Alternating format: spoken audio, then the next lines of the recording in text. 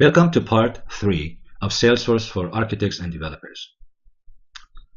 This part is about the front end of the mining applications that we started building as part of part 2 of this video series. Let's have a quick review of what we built in part 2.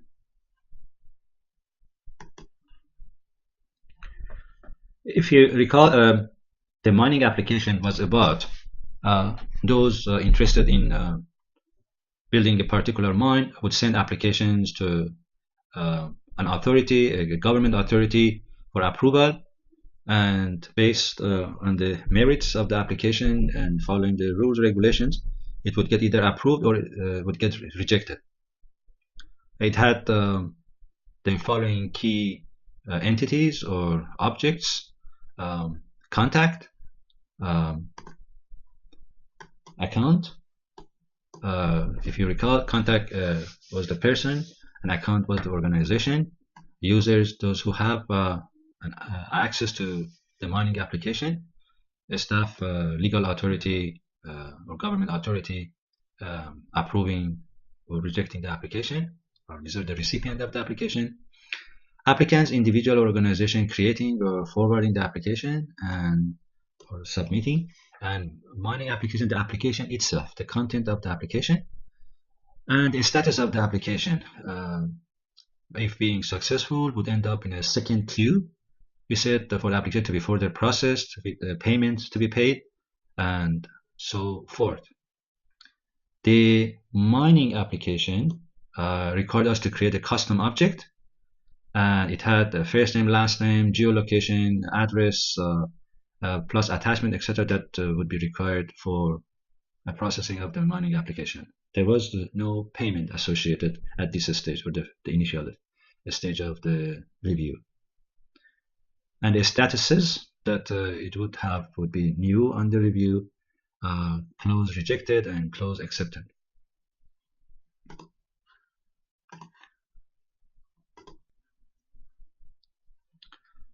For a schema of the application, as usual, we go to the setup. In the setup, we go to the objects, and sorry, so the schema builder, which is fine, and we had the mining application where the application detail would be maintained with the account as the organization and the contact. The key thing was that we had the account as the foreign key in this table or object, and the application number as the primary key of this object. Now,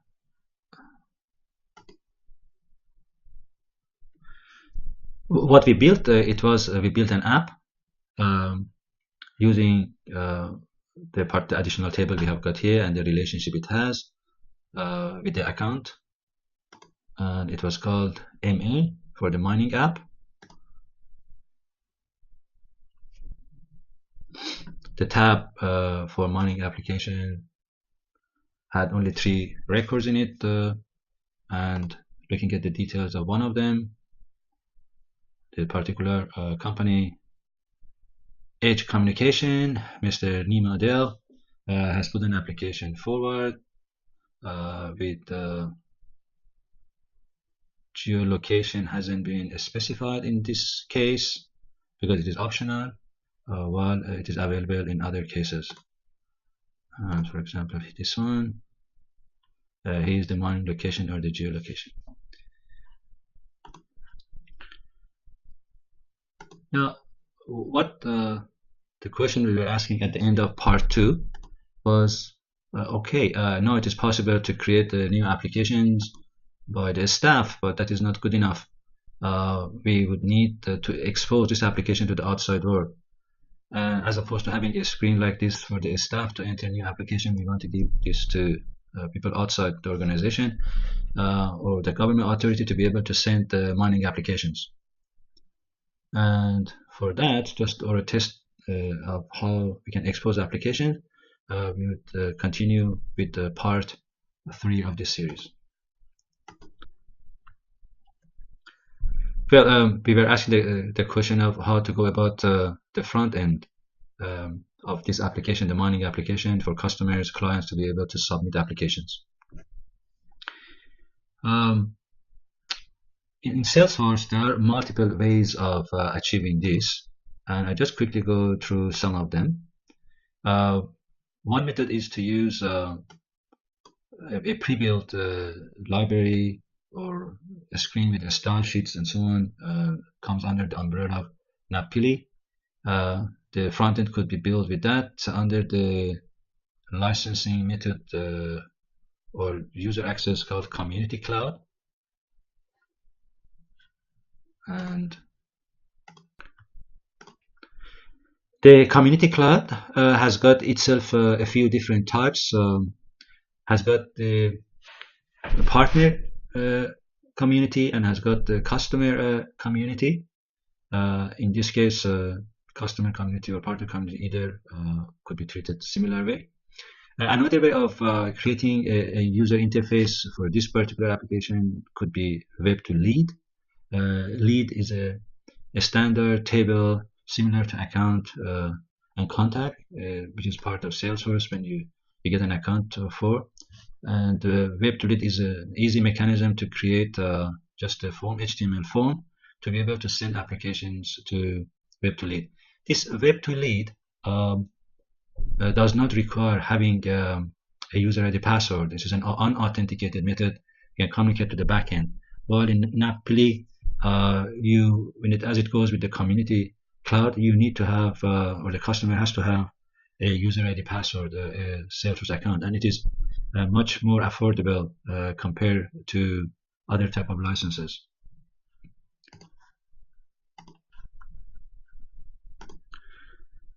Sites cloud or sites.com cloud with the Visualforce page or pages could be another way of exposing an unauthenticated method of reaching the backend that we have got, and we're going to see more of that very soon. A variant of this would be sites cloud with Visualforce pages and Salesforce Lightning Design System style sheet plus the backend. This is the one that we're going to be using for our exercise. And the fifth one is a form assembly, which is a product through App Exchange. It can be purchased for relatively cheaply. What it does, similar to up here, we have got web to lead that is built into Salesforce, automatically creates the form that is needed to put input the lead table. Form assembly does the same thing, but it is not restricted just to the lead table. It is possible to use form assembly and to write to any standard object or table or any custom object. The drawback of using form assembly or this method of unauthenticated way of reaching Salesforce's APIs have to be used or called. And when that happens with any organization that buys Salesforce licenses or the org that is purchased, Y number of API calls per month, per day are allocated that can be used. So that have to be kept in mind that depending on type of application, quickly the API might reach the limit, and then the organization has to pay for the extra usage of the API calls. Another method is through Lightning components or having JavaScript to be more active with a different architecture. We're going to look at this a bit more detail later on. Are Aura-based pages. Aura is a framework from Apache, a free one. You can use it to build similar to jQuery or Dojo, different web-based applications with the front end to be more in control as opposed to the back end. And we will be seeing in the upcoming parts, other maybe part 4 or part 5, use of Aura based components or Aura framework. And a good distinction here would be the difference between Salesforce's Lightning design system and the Lightning components, which is more about JavaScript as opposed to um, more about JavaScript as opposed to a style sheet that would go with the Salesforce's Lightning design system. And finally, I bet there are other ways that I'm yet to discover, but most of the key ones that a user interface has to be created, I have listed them here.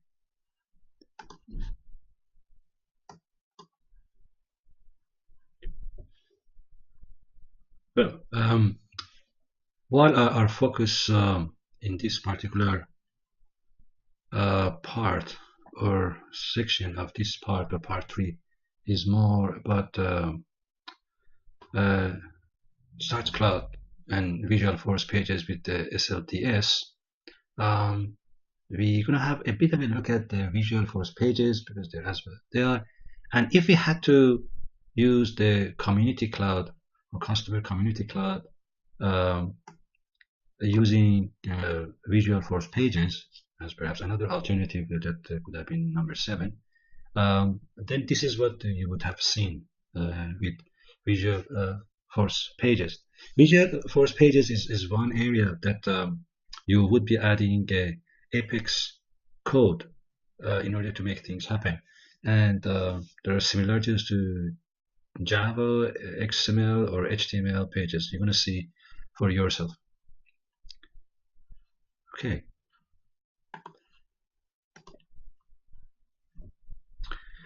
Again, as usual, we go to the setup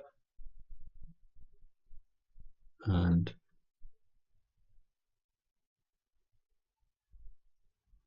we look for Visual Force pages or pages, and we can create a new one.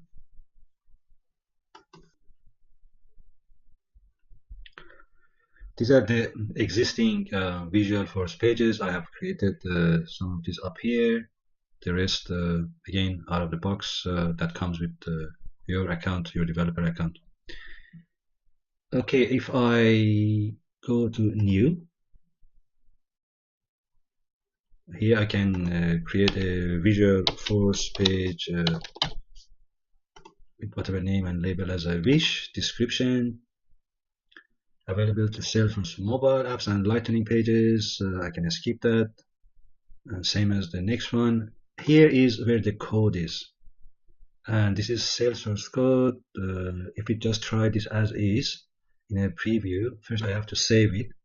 When it will get compiled, the code or the script, this is Apex code, the Apex tag that you see, beginning and closing Apex page. There's Apex section, etc. If there would be any error, it would complain and it doesn't change the pane or view.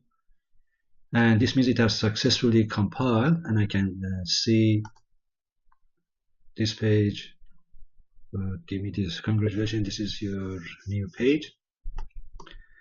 Now I really don't care about this page, so I go back, and for the community, if there was say a mining company, for example Orica, which is more I guess a chemical materials expert or so, or chemical mining company, they would be, if they would be using a partner community, I would go and give them a page like this, which is if I go to the edit, here is the code. Here is the Visual Force Apex code. If I go slowly, we'll be up here. Let's just look at the code together. We had discussed briefly about the page layout, that there are tabs, there are vertical and horizontal settings, there is sidebar like this, and different pages. With the Apex code, with the tag for the page, you could turn off the bits and pieces that you don't want to see. For example, sidebar has been turned off here. We're going to talk about the controllers in a few minutes. For now, we have got the title of the page mining application, page block section, what would be visible within that page. There are blocks and sections. Here are all the fields which could be made visible, and these are directly from our custom object mining application underscore underscore C. This is the API name, if you remember, with first name, last name, again underscore C, again API name for reference. And this is for next page, sorry, next line break.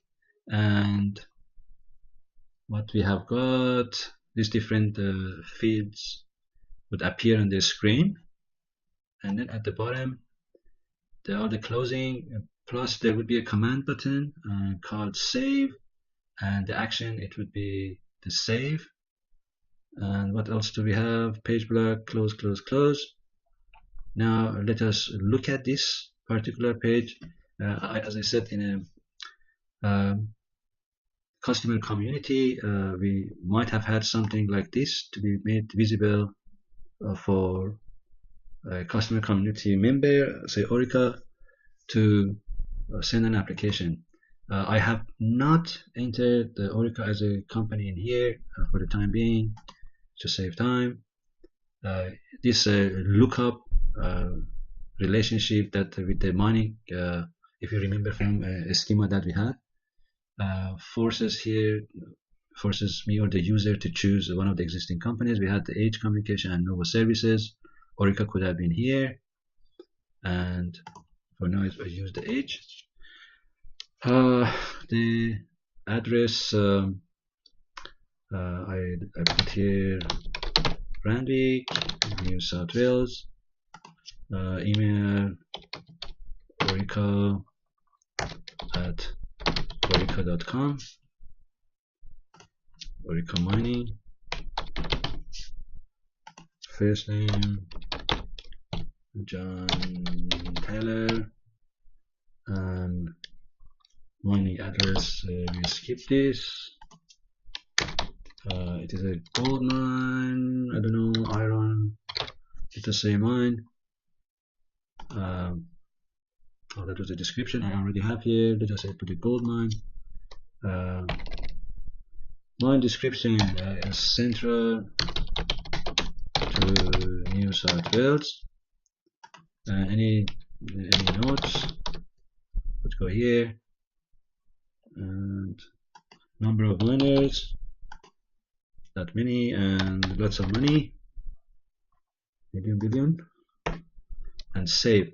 So this it has been customized, this page, which has got the look and feel of Salesforce Classic, that could appear to the Orica staff to send applications for new mining plans they might have for approval to the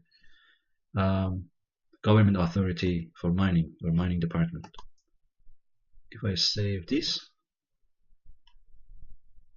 it seems it automatically sends us to the view of the particular table or object has been affected.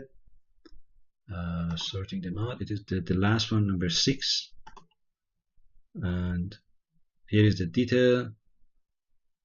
John Tyler, Randwick is a gold mine, didn't have place to enter the location, so it seems to be working. The info was received, and however the look and feel was the older or classic look and feel. If we want a more modern look and feel, we can achieve it with Salesforce Lightning design system, and we will see that in a few minutes.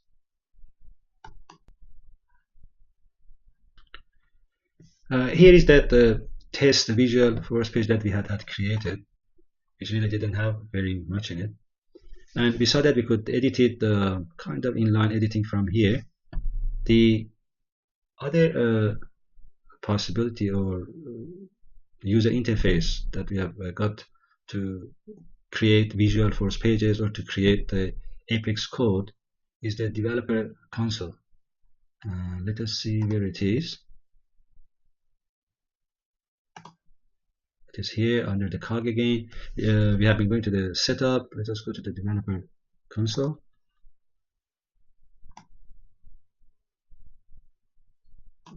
Size it.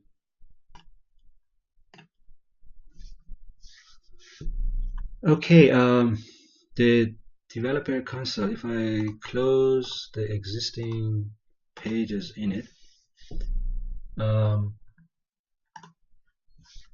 if I go to file, under new, we can see that with the developer console, we can create Apex classes, triggers, Visualforce pages, Visualforce components, the static resources, Lightning application, Lightning components, Lightning interface, an event, and Lightning tokens. We're gonna use throughout this series. We're gonna use maybe half of these as we go through the different parts of the series.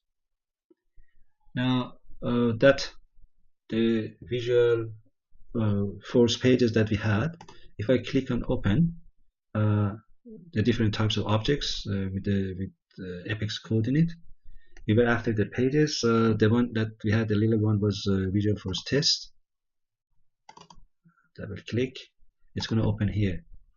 This is friendlier than what we had seen in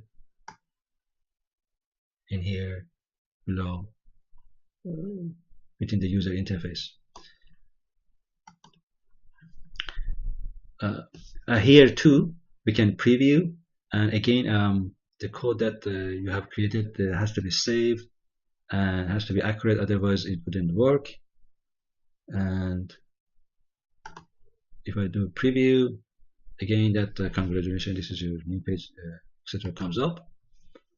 And if I go to file, open the other page,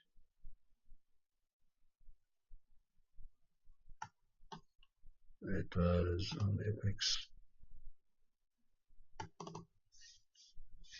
This is the one that we saw. I mentioned this. It could work for community type license or customer community. In this one, I can have again the preview, and you can see again it brings up the page. Okay, so two ways of creating Visualforce pages, and the one that we are interested in so far, it had been this one, that Visualforce. This in fact, it wasn't about retrieving; it was about inputting new application into the mining. Now we're going to look at another Visualforce page. This is the one that we're going to use with the site.com or Salesforce, the old name, and I believe it is this one, a Visualforce mining retrieval with Salesforce Lightning design system. Again, here it is. I'm going to open this in the other editor, which is easier to see, examining it. And maybe before that, let us do a preview and see how it gets used with the site.com, and then we're going to look a bit deeper into the code in here.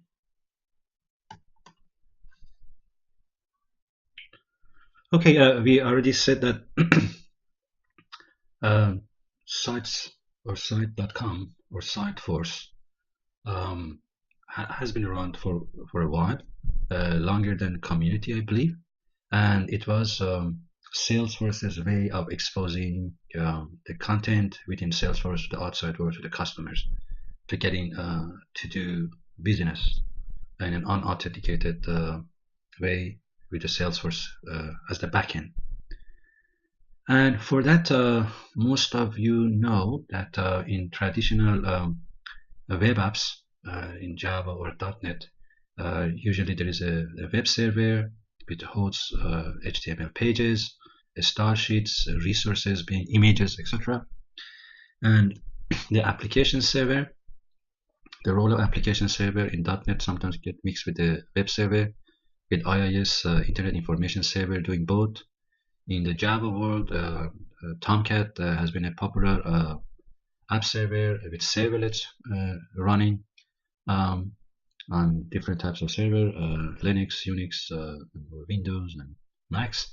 And more prominently than WebLogic, Oracle Application Server, or IBM Application Server, which is still is one of the key products of IBM, would run as the application server, running the Java code and reaching the database or DBMS at the very back end.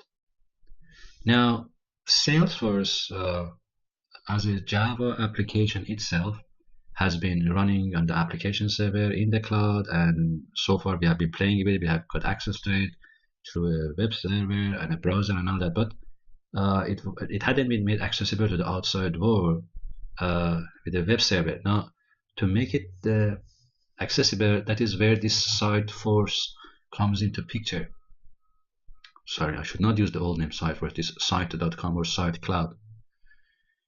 And site cloud practically would be presence of a particular org or Salesforce org to the outside world, and it's a plural word, sites, because sites or site.com represents multiple sites under the site, and they all come. The entry point is one particular URL with subdomains under that. Contrary to that is the communities one, which sits outside for specific communities. There could be a number of sites. It doesn't have to be just one with subsites under that.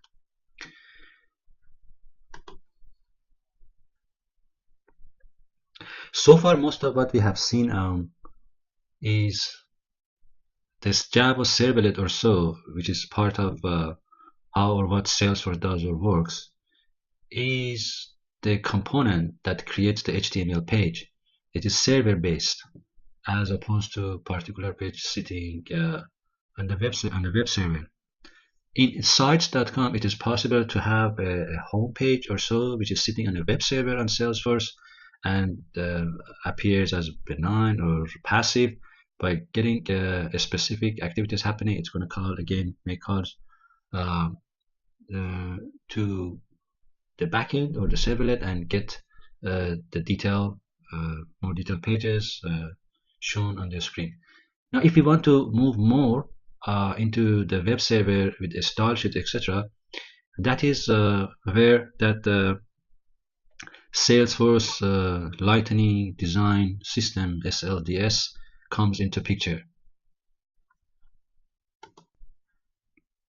While we are here, we have got this hardware or infrastructure image in front of us. We could talk a little bit about MVC, that all of you are familiar, this being our model or the database with view, say, on the web server or user interface, and the controller on the application server that translates or converts the requests coming from the front end to the back end, and vice versa, or the return results are translated back through request response protocol that the web server will be talking to the backend. In this diagram, just copied from the internet. Don't worry about the jolt in here.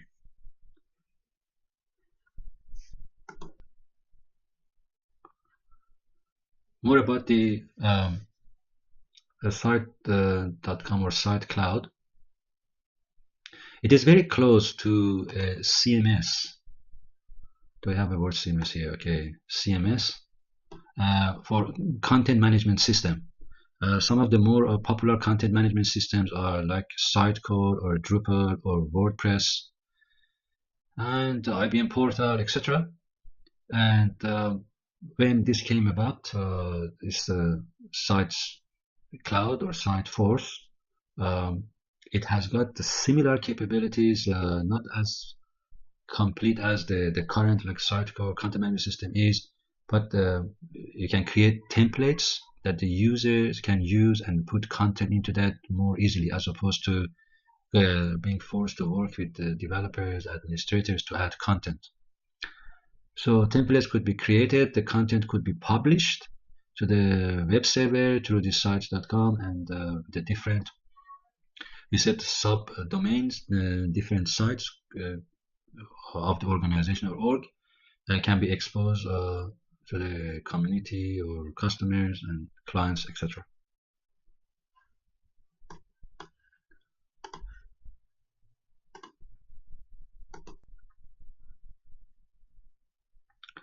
One thing else that worth mentioning while we have this slide in front of us is uh, most of you know that when you want to open up your organization to the public, to the customers, you have to have a domain or the URL registered through one of the approved bodies who have got control over the internet. For example, Melbourne IT. To do so, you have to buy the domain and pay for it on a yearly basis, $100,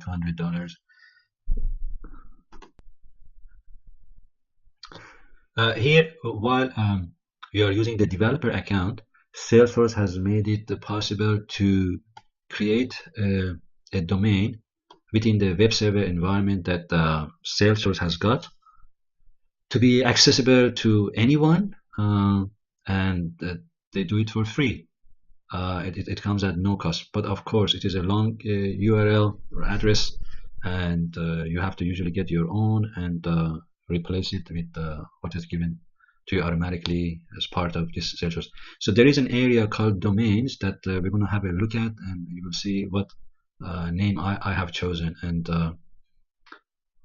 because what the account I have got is still valid, if you hit that URL, you should be able to see what we're going to go through the particular mining application or retrieval pages or Visualforce pages that we are putting together today in this particular part 3.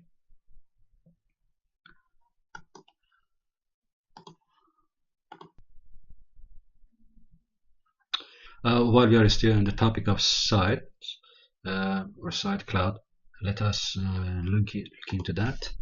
The parts that we care about for our front end for the mining app. And again, quick find sites. Here is what we see under sites, and I have got here 2 domains registered through Salesforce. One is called what, DPE architecture patterns, developer, etc. ap5.force.com.au perhaps, and the other one is some OEH developer edition, etc.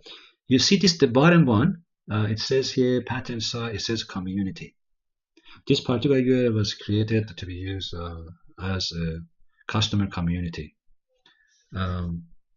While this and there could be many of these for customer community and partner community. However, for the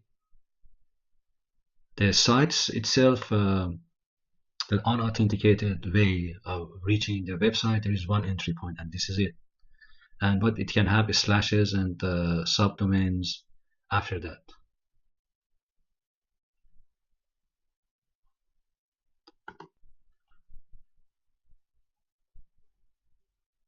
And you can see up here, it says here your force.com domain, and here are your sites for developers / customers / marketing / sales / etc.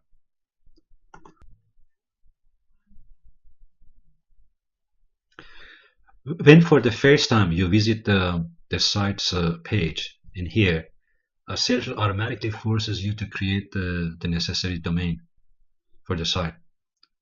However, another way of creating domains is just going through the menu item domains.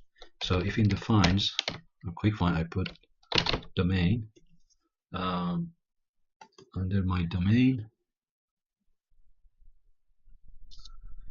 you're going to see this is this process or workflow. This is what Salesforce takes you when you create a new domain. And here it says choose the domain name. Then you try to see if the name is still available. Especially with this developer account, everybody puts test. Of course, test has already been used, so it asks you to choose something else. It doesn't matter really what you choose, and this doesn't cost you anything. This is the way that Salesforce, I guess, manages it without any significant cost to them themselves. Um, it takes a couple of minutes for the domain to get registered, 2 or 3 minutes, because Salesforce is not a registry. They have, I'm sure, one of the bigger companies that deal with to register that domain. And when you get the green color tick box that yep, the domain is up and ready, and then you can use it. And we're going to see in this application that the front end, we're going to use the domain that we have got. So I go back to the sites, and the particular site that we have got, if I go inside to site not intended, okay, it is you don't see any blue color or underline here, but if you move the cursor, you see DPE patterns here. If you click on, as opposed to clicking on here, this takes you to the site. This is the URL or address that if you use any computer anywhere in the world, you're going to see what I just saw, but we're going to go there in a second. But here, if you click in here, it takes you to the page, the actual setup of the site. So it says setup sites. And I have called this site DP patterns. Could have been called anything else. In this particular site, what is very important to make a note of is the public access setting. So if I go back to the diagram that we had,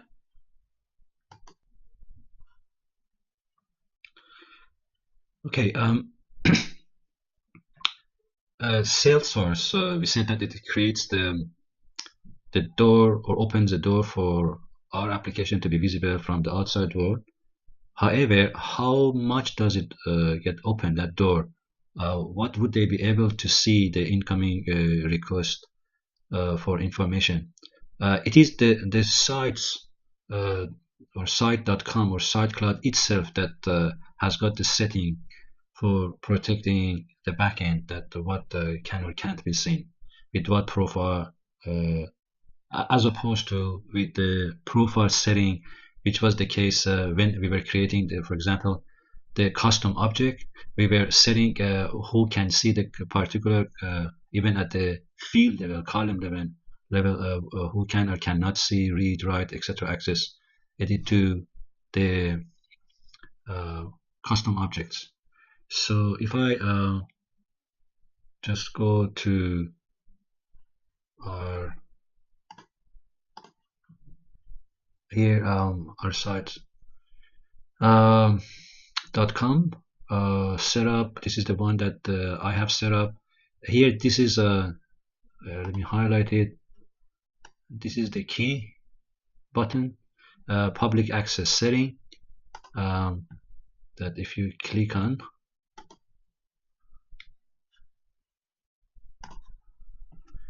you will see that what can or cannot be seen, field level security for different objects. And if I move further down here, you can even at the object level, a standard object permission, I have given read access only to the contact, and the ID as the table or object, again read only. Then here for the mining application, I have given read access only, no create, and so on.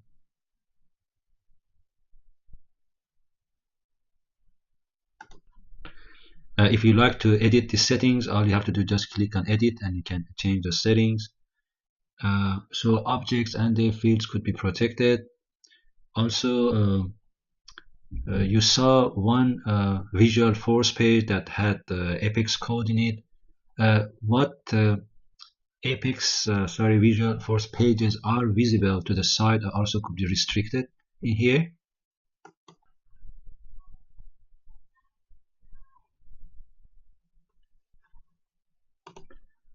So to enable particular Visual Force pages to have access to, it is in here. And let's click on. Currently, it has got access to all the pages that we have had or we care about, and we're going to see those in a few minutes. Okay, going back.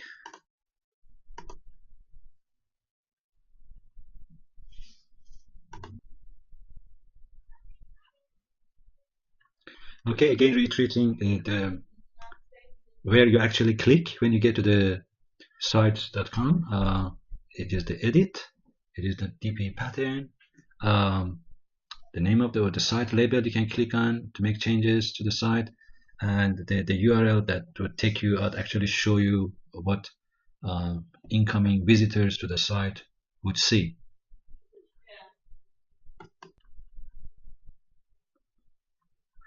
And here is a summary of what we just went through about the internal domain, external domains. There could be a number of them for community users.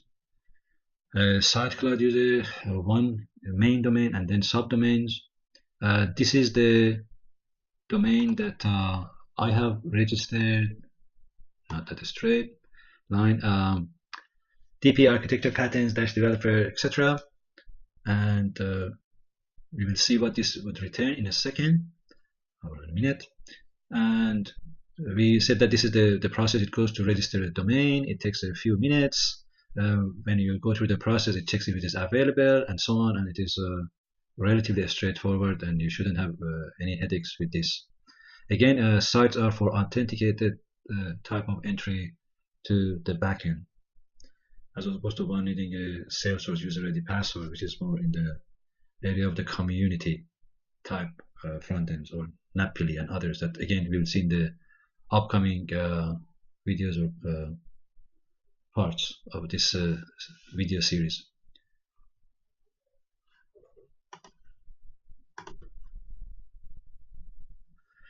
Okay, again back to our site. In here, I click on edit. This is the screen that shows what happens within the or through the site. Site label is DP pattern. I could call it the mining app. Mining app.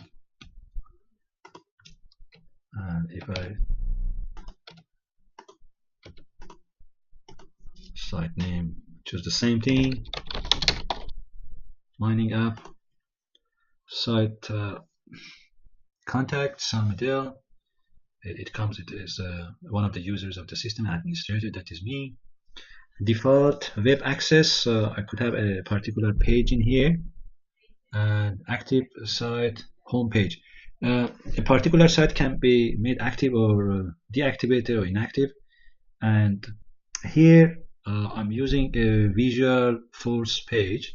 It's called Visual Force mining, retrieving data from that mining application table using a style sheet Salesforce's Lightning design system.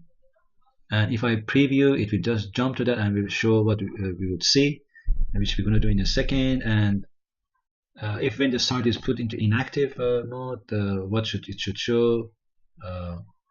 It shows it is in maintenance. If I click on preview, it will show us what would be seen. This is what would be seen then. And I go back. What else is here? Specific things that would happen for the setup of a web server, how a page should be accessible, etc. For example, here it says, does it need secure HTTP or HTTP? Can be set in here. In this case, we don't care about HTTPS, but it could be, and the certificate, digital certificate, could be obtained and could be deployed into Salesforce to make it secure the way you want it for the site you have got for your organization. Guest access to the support APIs. I don't know exactly what that does. Doesn't matter. Here is basically what we want, and because I went back, I guess it's changed the name back to the DP pattern. So it doesn't matter. We leave it like that, or I just won't save it. Now, going back more specifically to Visual Force page, we already saw one Visual Force page. Let us have a quick look at that. I go here again to the pages, Visual Force, and the one that we had a look at and we entered a new mining application was this one. If I click on, you might recall, and I go to edit. This is what it was, and everything is Apex code. And we saw some of the controls up here. I talked about the sidebar files, that means make it invisible or not shown. I didn't say much about the standard controller. Here it says mining application underscore C. This is the table that we have got. A standard controller knows how to talk to the mining application table or object that we have got. You remember we were talking about the model view controller before?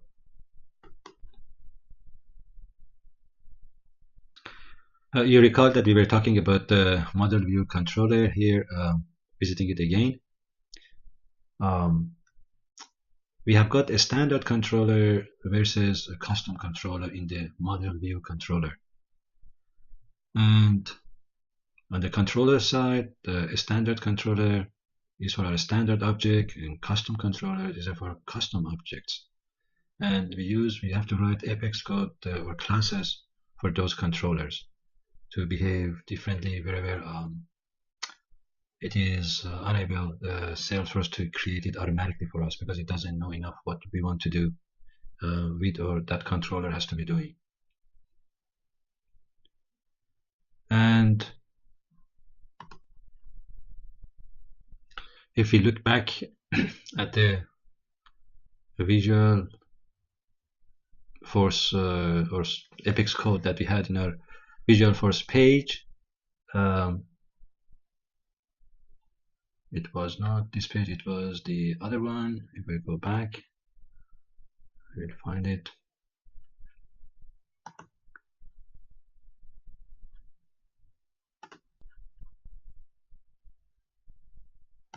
It was this one.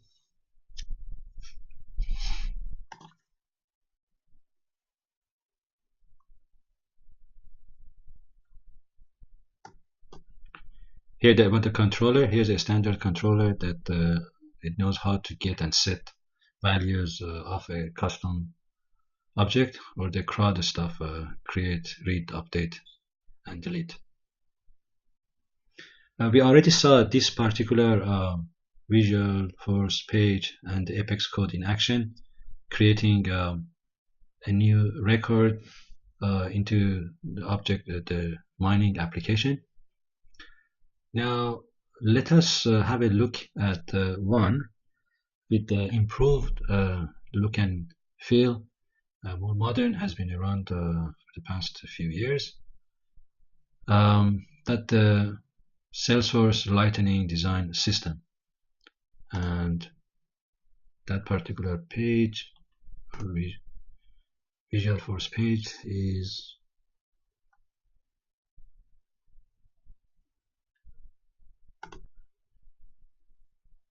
just this one, and I edit.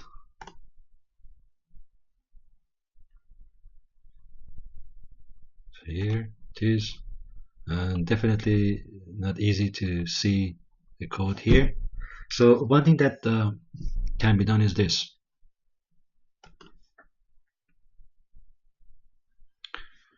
I was saying that the one thing that could be done to overcome this limited editor is that either to go to that uh, developer console. Even then it is not as free as many editors would give the capability, or you use something like Notepad++.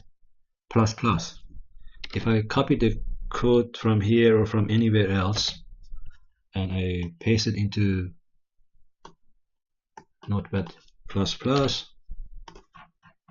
it is easier to see the whole code and manipulate it, etc. And I guess I will use this one just to go over different lines of the code. Um, the Apex code that we saw on that the Visual Force page did not have any styling or style sheet in it. Here, this one, I have copy and pasted some code from one of the good books. It is a cookbook, Visual Force Development Cookbook, and I will give the full detail of the book and author and all that in the very last part of this video series. Anyways, you can find it if you Google it. It's recommended, well written, and the code works. Sample code that comes with the book. Anyway, the code which I have brought over and converted into what I wanted to use for this video series is the Apex code. Again, it turns off anything that shouldn't be visible, and when it comes to the controller, as opposed to a standard controller, it is using the mining controller, which is different from it. It is not a straightforward Apex code and objects and uses the CRUD right away. And for that one, I had to write a class, just similar to writing a Java or C# class that would do the retrieval of the data. And what I have done here, I have used the look and feel of the sample code which was here, the 3 columns, and I'm going to the particular table, that mining application, and iterating 3 times to get the organization number, first name, last name, and the mine type and the application status retrieved from the custom object and displayed in a new look and feel that uses Salesforce's relatively new Salesforce Lightning design system, which is a complete set of style sheets that is used in order to make things look much nicer, newer, and also becoming UX or user experience or responsiveness to the changes to the size of the browser. When it goes to small devices, you can see this doesn't react that much, this particular editor. And however, this when I call this page or activate this page, you will see it would behave differently. Maybe we have a quick look at it, and then we get a bit into more details of this. I just minimize this, and I can get out of this. This particular Visual Force page is the page that I have used as the home page or active home page for the site that we had. So if I go to the sites, and it was the edit, you can see in here a Visual Force mining retrieve that SDLS has been selected.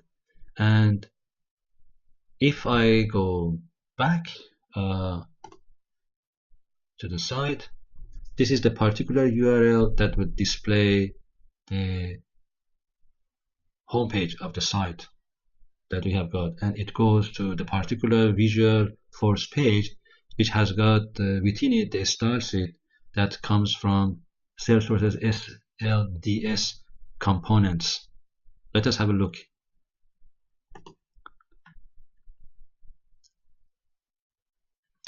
If you compare this to the classic sort of form or so. Look and feel it's very different. There are three applications. These were the application number 1, 2 was deleted, I said before, 3 and 4, and first name, last name, etc. Organization number, I took it out because it was a very long number, and that was the number generated for the account. It is the primary key that the organization is shared. So in the controller, the class that I have written, which I will show you the code in a second, I should have had something to put the name of the organization as opposed to the key for the organization. Anyway, this will do for the sake of this exercise. I'm going to show you the non-standard controller in a second. Perhaps it would be best if I close this, go to the developer console, and didn't like it, try again.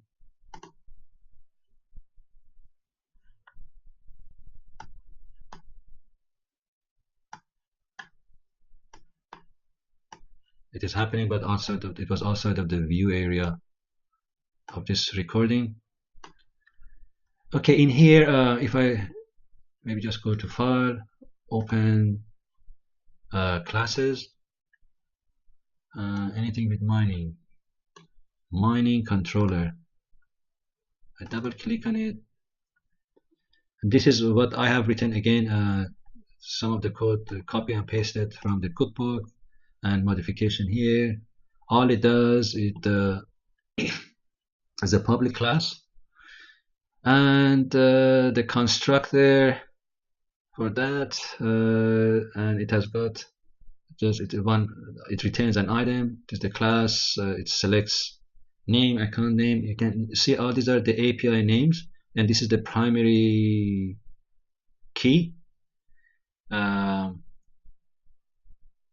What else we have got here? Account name comes from the account, which is that long number as opposed to the name. First name, last name, status from order by name, limit 3. Okay, so this is my class or controller, and it is called mining controller.apx, and the code that I had with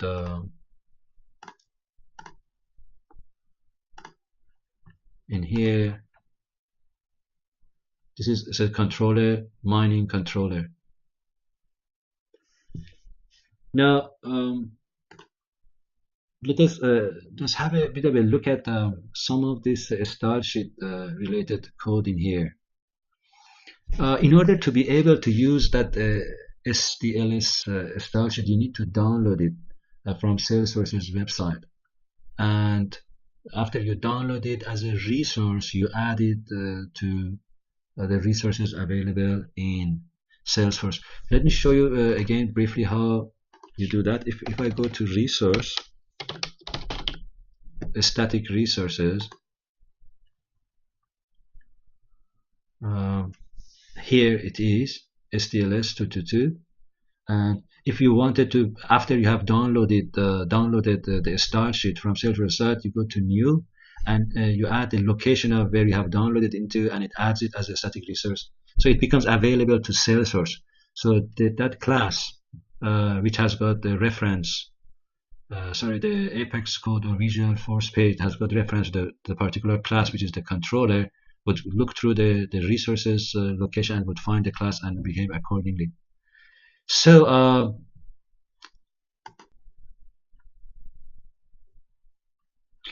let me go back to the site that we had.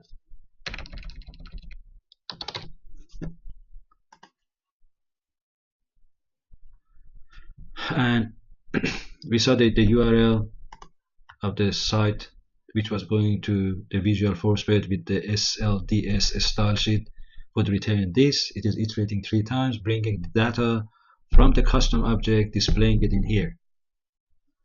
Now, if I use this exact same URL and I go to another computer, and I have got a what do you call it, a Mozilla Firefox browser in here. It is, if I go in there, you will see exact same thing. If I refresh, it retains the same thing. So take it away. Back to our Chrome browser in here. I close this. Let us have a quick look at this SLDS, the site, the style sheet which is available.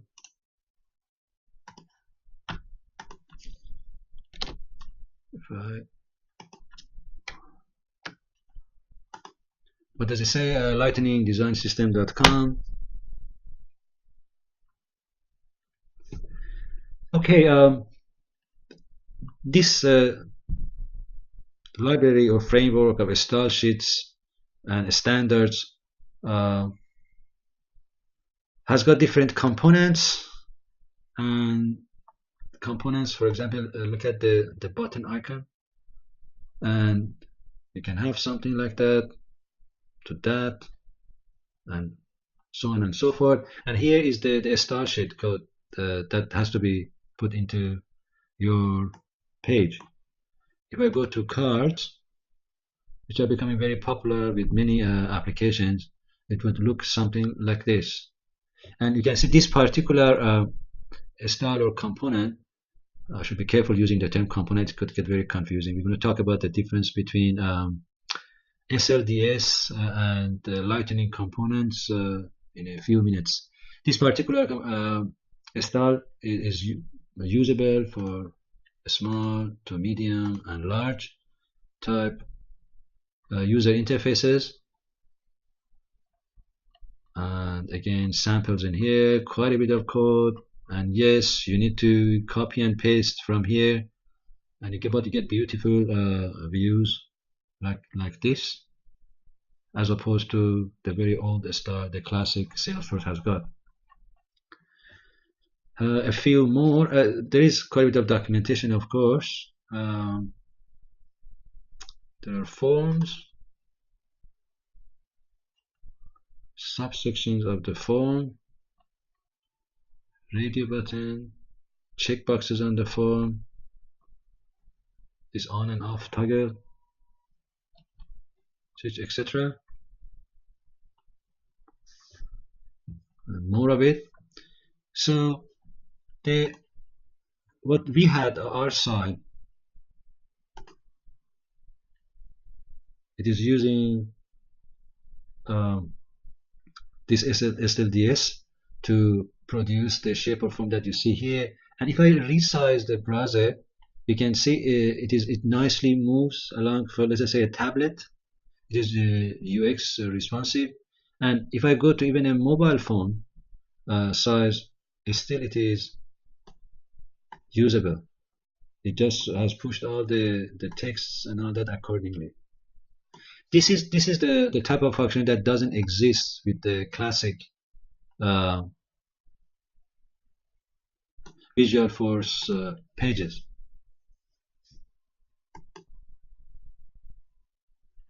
So remember that as a developer, you have to get comfortable with SLDS, and it is not a few days of work. It could take months and months, and you actually have to use the components to get used to how it works. And I tried to find a particular tool, a VZV tool that makes it easier to drag, drop, and see the components, what you want, and then get the code off that. It's like reverse engineering it.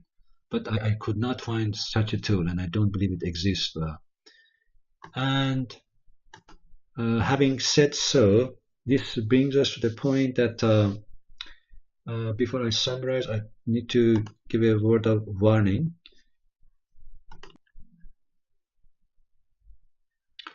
Okay, we have talked about a number of concepts, components, frameworks. It's getting really confusing.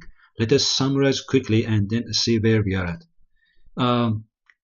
we had learned it was relatively easy to create the backend part of the mining application using Salesforce standard component and custom objects and the tabs, page layout. We came out with a list view or detail view of the records, the applications for mining that we had to see. But when it came to the point to open it to the public, we ended up with a number of options, and out of this number of options, we focus on number 4. Uh, and also we saw a little bit of a visual force page without SLDS, or again Salesforce Lightning Design System Starship. So for us wanting to build with that, we learned that we have to have a site. Uh, Again, more straight. We learned that we have to have a site or site cloud. It was easy to create. We had a domain. We created the domain. It was free.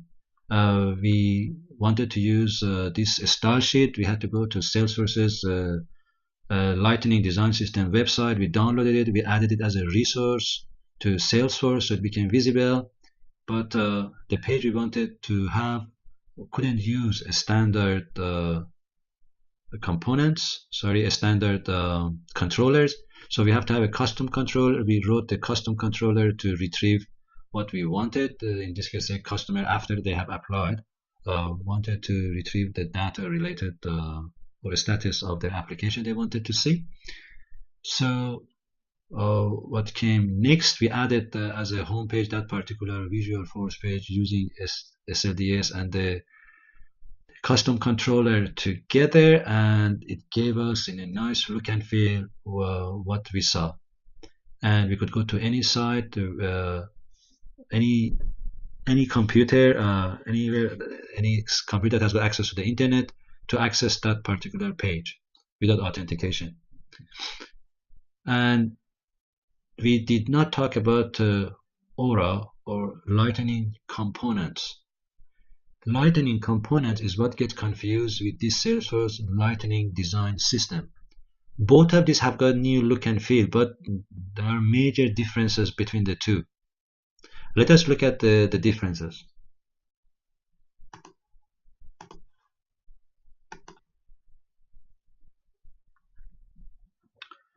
You notice that we use the style sheet that comes with the SLDS, Salesforce SLDS, with our visual force page to retrieve content from our custom object. We created one controller or class with Apex code that talks to the backend to go. It was the select statement to retrieve the data. So this SLDS is nothing but a collection of style sheets. On the other side is the Aura framework. Aura framework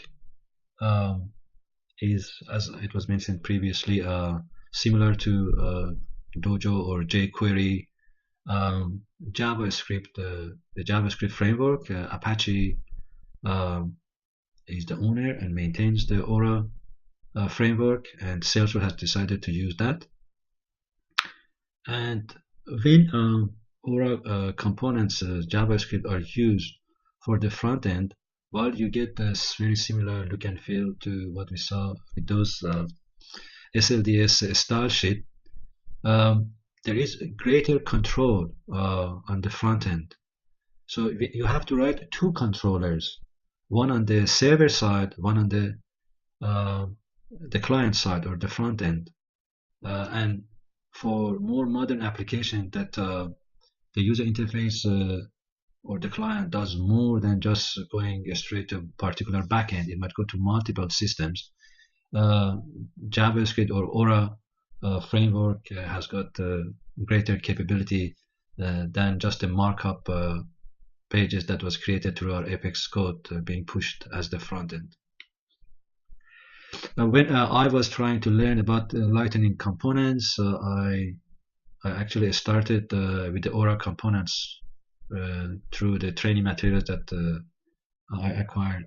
But that was the wrong move. I should have learned more about the SLDS instead, and how to mix it and get the right content that you want. Um, Aura is more newer or compared to SLDS, and still it is not beta, but still quite a bit of work needs to be done.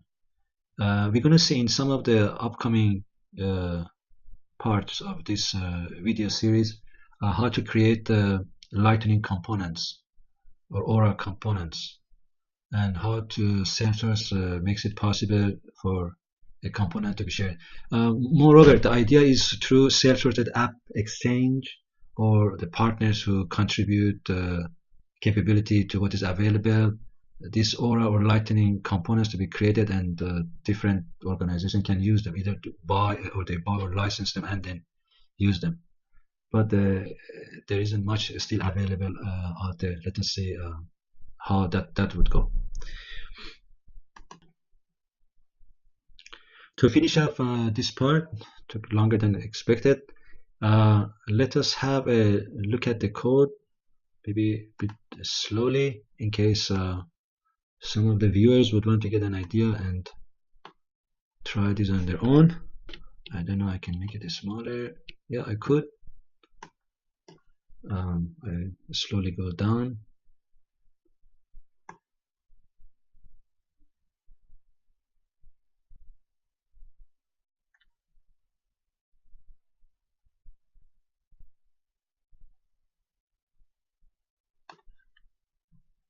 Okay, and we have the class.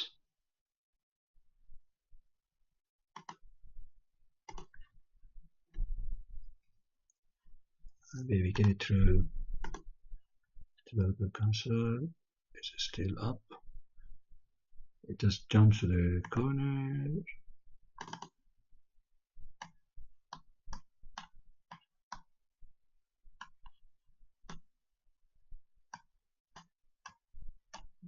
Not very responsive. Let's bring it back to here. This is running it in a browser.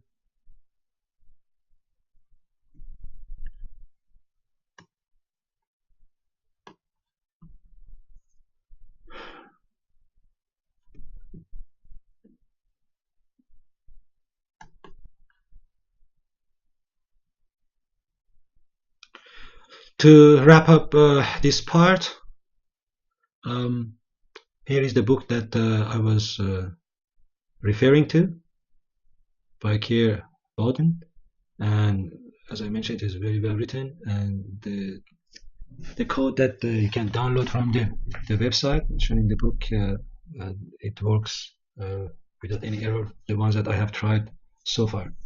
Quite a handy book. Doesn't have answer to every question, but compared to the first edition, there has been updates, and should come quite handy if you're going to be doing more work with Salesforce. Thank you very much. I hope this session has been informative, and I will see you for part 4. Thank you.